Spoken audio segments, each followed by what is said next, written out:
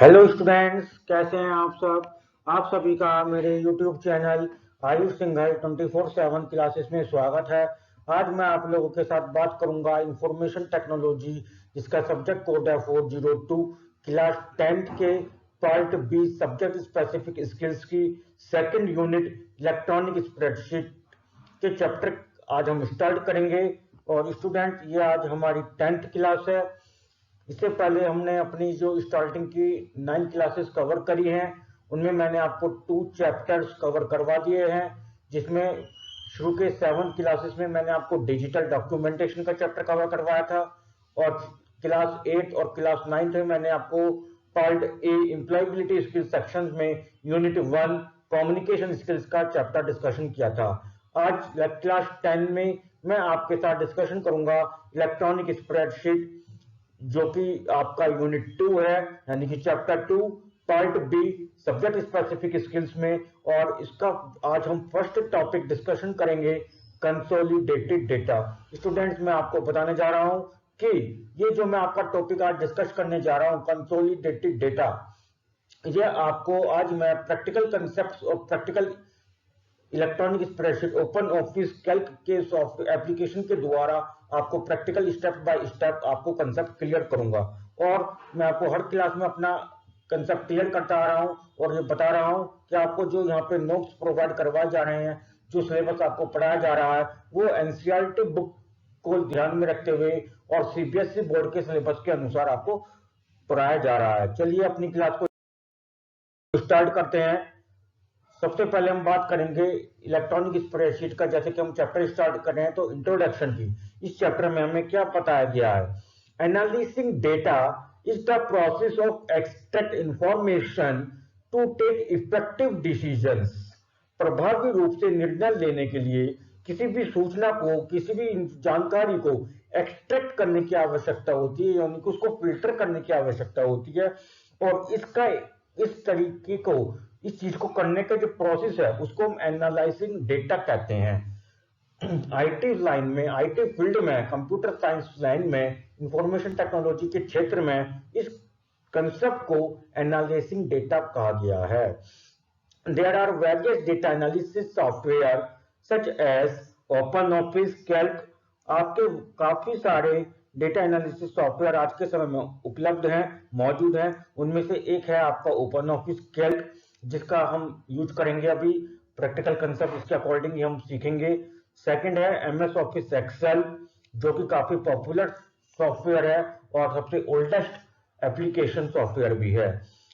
These softwares are used to retrieve, correlate, explore, and visualize data to identify patterns, trends, and relationships।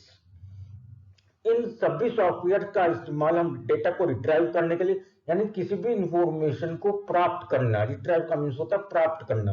Correlate, relation, दो प्रकार की information को relation find out करने के लिए, उनके बारे में प्रॉपर डिसीजंस लेने के लिए means exploration. And visualise data, और उन डेटा को ग्राफिकल फॉर्म में रिप्रेजेंट करने के लिए हम इन एप्लीकेशन सॉफ्टवेयर का यूज करते हैं, जिनके मैंने आपको नाम यहाँ बताए हैं, Open Office Calc and MS Office Excel. Visualise का मतलब यहाँ पे ग्राफिकल रिप्रेजेंटेशन से है। हम ग्राफिकल रिप्रेजेंटेशन का क्यों यूज करते हैं? आइडेंटिफाई पैटर्न्स, पैटर्न्स को आइडेंटिफाई करते हैं। आपने मैथमेटिक्स में स्टैटिस्टिकल चैप्टर पढ़ा होगा, स्टैटिस्टिक्स का, उसमें आप ग्राफ बनाना सीखते हैं। तो उसमें हम क्या फाइंड आउट करते हैं कि दो ग्रुप्स के या दो प्रकार की हमें इंफॉर्मेशन दी गई है, उनके पैटर्न्स पर कंफर्म करते हैं कि कौन इंक्रीजिंग है, कौन डिक्रीजिंग है। इस चीज के तरीके से हम पैटर्न्स पर स्टडी करते हैं। ट्रेंड्स क्या है, यानी कि पहले लास्ट 10 इयर्स की हम बात कर रहे हैं कि लोगों, स्टूडेंट्स में या कैंडिडेट्स में आईटी के प्रति क्या रुझान है। ट्रेंड्स का मतलब होता है रुझान, कि कितना इंटरेस्ट लोग ले रहे हैं। एंड रिलेशनशिप, दो वेरिएबल्स के बीच में, दो चीजों के बीच में क्या संबंध है आपस में।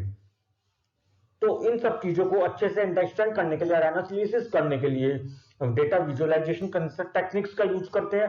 और इस टेक्निक को द्वारा अपने डेटा को एनालिसिस करने के लिए हमें कुछ एप्लीकेशन सॉफ्टवेयर प्रोवाइड किए गए हैं, जिनमें से 2 सॉफ्टवेयर एप्लीकेशंस के नाम मैंने यहाँ पे आपको लिखे हैं, Open Office Calc and MS Office Excel. Students, ऐसा नहीं है कि इन 2 एप्लीकेशन सॉफ्टवेयर के द्वारा ही हम केवल डेटा को एनालिसिस कर सकते हैं।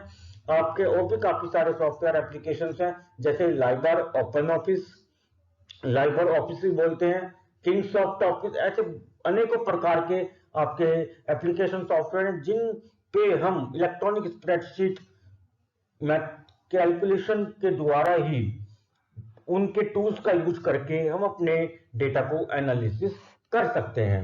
ओपन ऑफिस कैल्क हम यूज करेंगे यहाँ पर।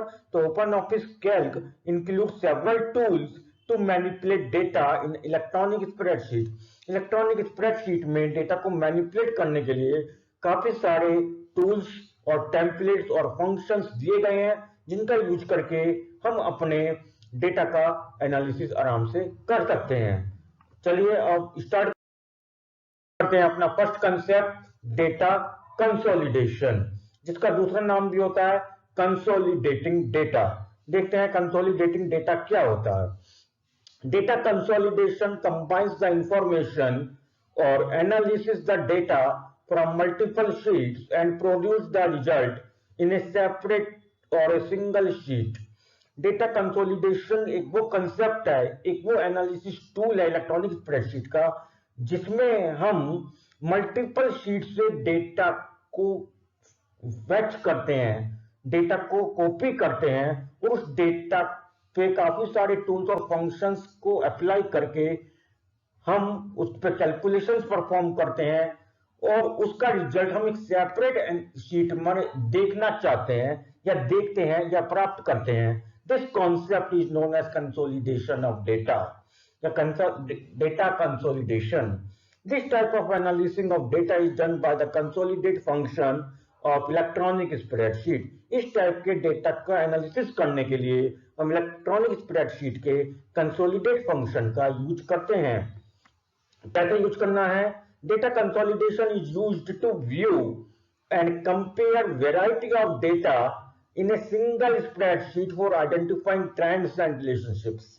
जैसा कि मैंने अभी आपको बताया कि ट्रेंड्स एंड रिलेशनशिप्स, दो वेरिएबल्स में रिलेशनशिप्स की स्टडी करने के लिए या पिछले कुछ ईयर से लोगों के बीच में किसी भी चीज के लिए रुझान क्या है, ट्रेंड्स क्या, इंटरेस्ट क्या है, इस चीज का एनालिसिस को फाइंड आउट करने के लिए या कंक्लूजन करने के लिए हम क्या करते हैं कि हम अपने डेटा को मेंटेन करते हैं काफी सारी इलेक्ट्रॉनिक स्प्रेडशीट पर, मल्टीपल शीट्स पर, और उन पे हम कुछ इनबिल्ट फंक्शंस अप्लाई करते हैं, मैथमेटिकल फंक्शन जैसे sum, average, count, maximum, minimum, product. इस टाइप, प्रोडक्ट मींस मल्टीप्लाई, हम इस टाइप के कुछ फंक्शंस वहां पे अप्लाई करते हैं और आपके ओपन ऑफिस कैल्क में ये फंक्शंस, ये फॉर्मूलाज इनबिल्ट हैं और इनका अप्लाई करने के बाद हम क्या करते हैं, डेटा को एनालिसिस करने के लिए हम इनको अप्लाई करते हैं और हमारे पास जो डेटा है वो मल्टीपल शीट्स पर है, मल्टीपल शीट्स हमने प्रिपेयर की हैं और इन सब फंक्शंस को अप्लाई करके हम जो उसका रिजल्ट प्राप्त करेंगे वो एक सिंगल शीट, सेपरेट शीट पर प्राप्त करेंगे। चलिए पहले मैं आपको एग्जांपल समझाना चाहता हूं और उसके बाद हम प्रैक्टिकली इस कंसेप्ट को एक्सप्लेन करेंगे आपको कि कैसे आपको वर्क करना है इस पर। एग्जांपल लिया है मैंने, Delhi public school has various branches in all over India. Delhi public school के ऑल ओवर इंडिया में काफी सारी ब्रांचेस हैं। The manager wants to maintain the spreadsheets of expenses of all branches separately। जो दिल्ली पब्लिक स्कूल का जो ऑल इंडिया अकाउंटेंट मैनेजर है वो चाहता है कि सभी ब्रांचेस का एक्सपेंस का यानी खर्चे का जो रिकॉर्ड है वो अलग अलग स्प्रेडशीट में मेंटेन करना चाहता है। उसने क्या करा, सभी ब्रांच के नाम से एक इलेक्ट्रॉनिक स्प्रेडशीट फाइल बनाई, उसमें हर एक शीट पर हर एक ब्रांच का एक्सपेंसिव डेटा को उसने मेंटेन किया। एंड नाउ ही और she wants to calculate the total expenses of all branches of a school in a separate spreadsheet. अब वो चाहता है कि टोटल दिल्ली पब्लिक स्कूल के ऑल ओवर इंडिया में जितनी ब्रांचेस हैं इसके द्वारा टोटल एक्सपेंसेस कितना हुआ उसका भी मुझे कैलकुलेशन करके रिजल्ट चाहिए एक सेपरेट शीट पर। तो उसने क्या करा, तो सभी ब्रांचेस के जो एक्सपेंसेस की उसने मल्टीपल शीट्स मेंटेन करी थी, उस पर उसने क्या करा का फंक्शन से इंप्लीमेंट करेगा, फंक्शन से अप्लाई करेगा।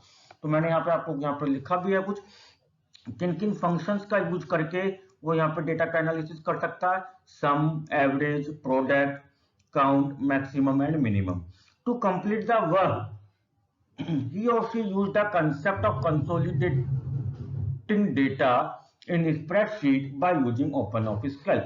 इस टाइप के डेटा को एनालिसिस करने के लिए उसको क्या करना होगा, ओपन ऑफिस कैल्क में इलेक्ट्रॉनिक स्प्रेडशीट के में डेटा कंसोलिडेटिंग फंक्शन का यूज करना होगा, जो कि एक इनबिल्ट फंक्शन है।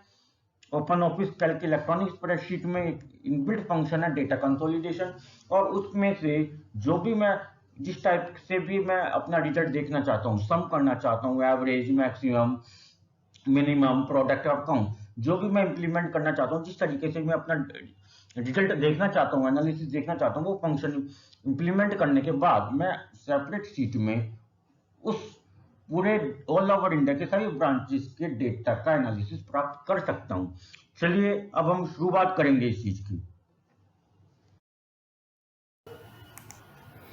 चलिए अब हम शुरू कर रहे हैं। मैं आपको करके दिखाऊंगा open Office Calc application software का यूज करके आपको डेटा कंसोलिडेशन का कंसेप्ट को कैसे इंप्लीमेंट करना है प्रैक्टिकली, और आपको थ्योरेटिकली भी स्टेप बाय स्टेप आपको कंसेप्ट क्लियर हो जाएगा कि डेटा कंसोलिडेशन को कैसे करते हैं और क्या इसका मीनिंग होता है। तो चलिए सबसे पहले मैंने क्या करूंगा, मैं आपको ओपन ऑफिस कैल्क मैंने यहाँ पे एप्लीकेशन सॉफ्टवेयर ओपन करा है। अगर आपको जानना चाहते कि कैसे ओपन करना है तो आप इसको देख सकते हैं, मैंने फाइल बना रखी है। इस फाइल को मैंने ओपन करा, ये ओपन हो रहा है अभी आपका, और ओपन होने के बाद आपकी ये जो स्क्रीन है ओपन हो गई है। इसमें मैंने आपकी 4 शीट्स बनाई हुई है, आप यहाँ देख सकते हैं। ये ब्रांच 1 है, ये ब्रांच 2 है और ये ब्रांच 3 है, और ये मैंने 4th शीट बनाई है, रिजल्टेंट शीट, जिसपे हम अपना रिजल्ट प्राप्त करेंगे। तो चलिए पहले मैं आपको इन शीट्स के बारे में जानकारी दे दूं। ब्रांच 1 मैंने ये 3 शीट्स बनाई है जो दिल्ली पब्लिक स्कूल के 7 डेज के एक्सपेंसेस को शो करती हैं।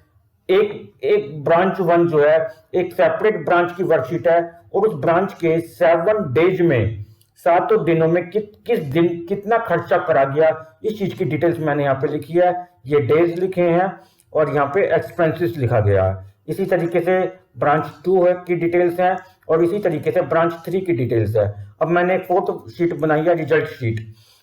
अब मैं यहाँ पे क्या चाहता हूँ, मैं चाहता हूँ कि अपने इस रिजल्टेंट शीट में मैं डेटा कंसोलिडेशन को इंप्लीमेंट करने के बाद डेटा को एनालिसिस करने के लिए टोटल ब्रांचेस का डे वाइज टोटल मैं प्राप्त करना चाहता हूं कि और तीनों ब्रांच का फर्स्ट डे कितना एक्सपेंस हुआ, सेकंड डे कितना एक्सपेंस हुआ। तो देखिए इसके लिए क्या करेंगे हम। सबसे पहले मैं यहाँ पे रिजल्ट शीट पे गया। रिजल्ट शीट पे जाने के बाद जिस कॉलम में मुझे अपना डेटा को डिस्प्ले करवाना है, रिजल्टेंट डेटा को डिस्प्ले करवाना है, वहां पे मैं अपने कर्सर को लेके जाऊंगा। मैंने मुझे बी वाले कॉलम में डिस्प्ले करवाना, तो बी वाले कॉलम में लेके गए, और उसके बाद मैं यहाँ पे अगर कुछ अपने लिए लिखना चाहता हूँ, हेडिंग बनाना चाहता हूँ, तो मैं वो टाइप करूंगा। तो मैं लिखना चाहता हूँ कंसोलिडेटेड डेटा, कंसोलिडेटेड डेटा मैं लिखना चाहता हूँ। यहाँ पे मैंने इसको लिख दिया है। अगर आप इसको कॉलम को बड़ा करना चाहते हैं तो यहाँ से आप इस टाइप से क्लिक करके बड़ा कर सकते हैं, ठीक है। और इसके बाद अब मैं क्या करूंगा, डेटा कंसोलिडेशन को इंप्लीमेंट करना है। तो आप देखिए कैसे कैसे मैं कर रहा हूँ। सबसे पहले हम ऊपर जो ये मेन्यू बार आपको दिया गया है, इसमें डेटा पर जाएंगे। डेटा पर जब हम क्लिक करेंगे तो आपको यहाँ पे कंसोलिडेट मिलेगा। कंसोलिडेट पर ये आपका कंसोलिडेट डायलॉग बॉक्स ओपन होगा। ये जो बॉक्स आपका यहाँ पे ओपन हो रहा है, ये कंसोलिडेट डायलॉग बॉक्स है। इसमें आप यहाँ से कोई सा भी फंक्शन ले सकते हैं, जो भी फंक्शन आप अप्लाई करना चाहते हैं। ध्यान रखें आपके यहाँ पे लास्ट के जो 3 फंक्शन है, count numbers only, stdev sample, stdev population, ये आपके सिलेबस में नहीं है। आपको केवल सम, काउंट, एवरेज, मैक्स, मिन और प्रोडक्ट तक करना है।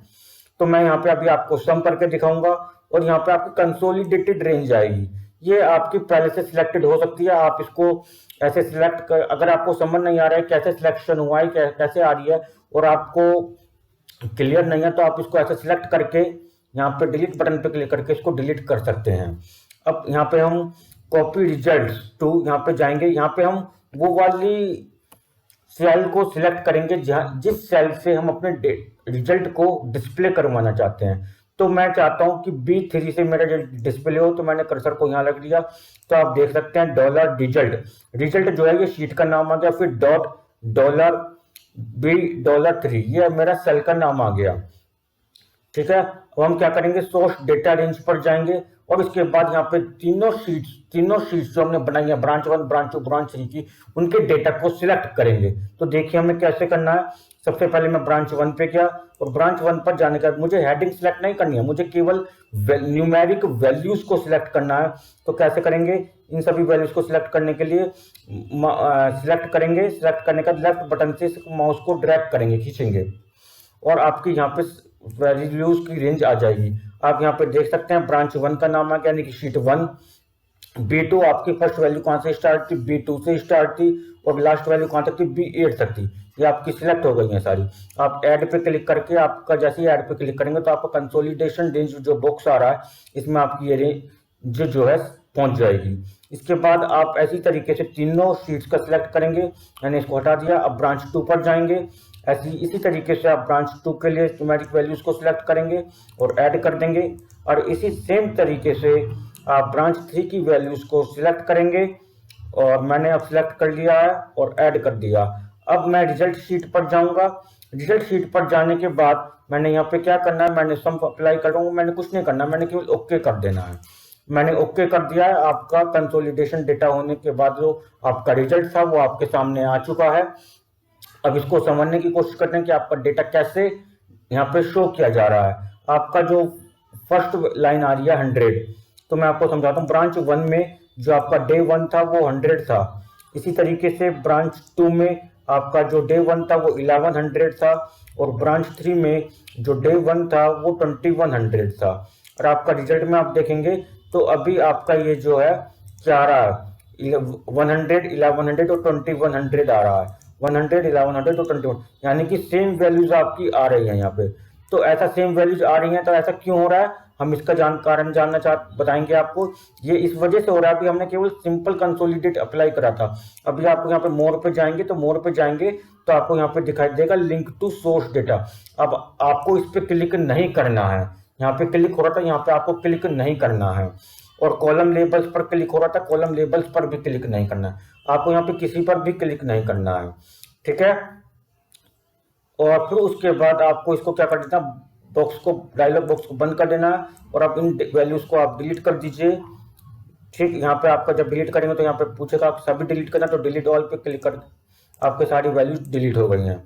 ठीक है, और आप हम दोबारा अप्लाई करेंगे तो आप देखेंगे, अब आप चेक करना चाहते हैं कि आपका दोबारा तो नहीं आ रहा है, तो आप देखेंगे यहाँ पे लिंक टू सोर्स डेटा फिर आ रहा है, इस पे हटा दीजिए और कॉलम लेबल पे फिर, यानी कि आपको यहाँ पे किसी पे क्लिक नहीं करना है।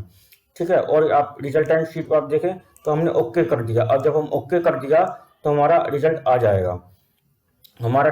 अब आप देखेंगे यहाँ पे जो हमारा रिजल्ट आ रहा है वो सभी वैल्यूज के साथ नहीं आ रहा है। क्यों नहीं आ रहा है, यहाँ पे कुछ सेल्स जो है मर्ज हो गई हैं। आपको दिख रहा होगा 1 2 3 के बाद 7 आ रहा है ना।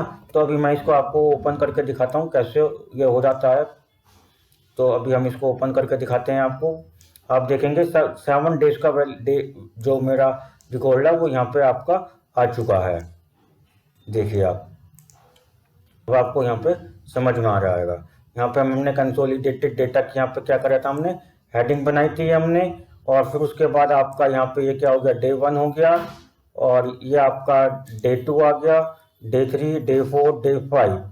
ठीक है, इस टाइप से आपकी वैल्यूज आपको यहाँ पे आ चुकी हैं, आप यहाँ पे देख सकते हैं। अगर आप और क्लियर देखना चाहते हैं तो मैं आपके लिए और यहाँ पे क्या करता हूँ, क्लियर कर देता हूँ डेटा को। आप इस टाइप से अपने वैल्यूज को मेंटेन कर सकते हैं यहाँ पे। और आपको बस इतना ध्यान रखना कि कंसोलिडेटेड डेटा बॉक्स पे जब आप जाएंगे तो वहाँ पे आपको 3 बॉक्स वहाँ पे मिलेंगे। मोर पे क्लिक करने के बाद रो लेबल्स, कॉलम लेबल्स और लिंक टू सोर्स डेटा, आपको किसी पर भी क्लिक नहीं करना है। ठीक है, अब आपको डेटा को समझने के लिए आउटपुट जो आपका है वो कैसा है डिस्प्ले हो रहा है, इसको समझने के लिए आप क्या करेंगे, यहाँ पे टाइप कर सकते हैं day 1, day 2, day 3, day 4, day 5, day 6 and day 7। ठीक है, अब आप देखें यहाँ पे मैं आपको दिखाता हूँ। ब्रांच 1 में डे 1 हमारा एक्सपेंसिस कितना था, 100 रुपीज था, और ब्रांच 2 में डे 1 का एक्सपेंसिस 1100 था, और इसी तरीके से ब्रांच 3 में डे 1 का एक्सपेंसिस 2100 था, और जो हमारा रिजल्टेंट आया वो डे 1 का कितना है, 3300 आता है हमारा। तो अब आप टोटल करके देख सकते हैं हमारा 3300 ही बैठता है। ठीक है, तो इसी तरीके से 7 डेज का हमने डेटा को कैलकुलेट किया। तो इस तरीके से हम डेटा कंसोलिडेशन को इम्प्लीमेंट करते हैं। स्टूडेंट्स, मैं समझता हूँ आपको ये डेटा कंसोलिडेशन जो कंसेप्ट है वो समझ में आ गया होगा। और अब आप अगर इसकी प्रैक्टिस करना चाहते हैं तो बहुत सिंपल है, ओपन ऑफिस कैल्क में तो प्रैक्टिस करना है इसकी। ठीक है, तो ये आपका डेटा कंसोलिडेशन का पार्ट था, और ये इसी तरीके से आपका डेटा कंसोलिडेशन आप प्रैक्टिकल में कर सकते हो। जो डेफिनेशंस मैंने आपको यहाँ बताई हैं, आपका थ्योरी एग्जाम में इतना ही पूछा जाता है।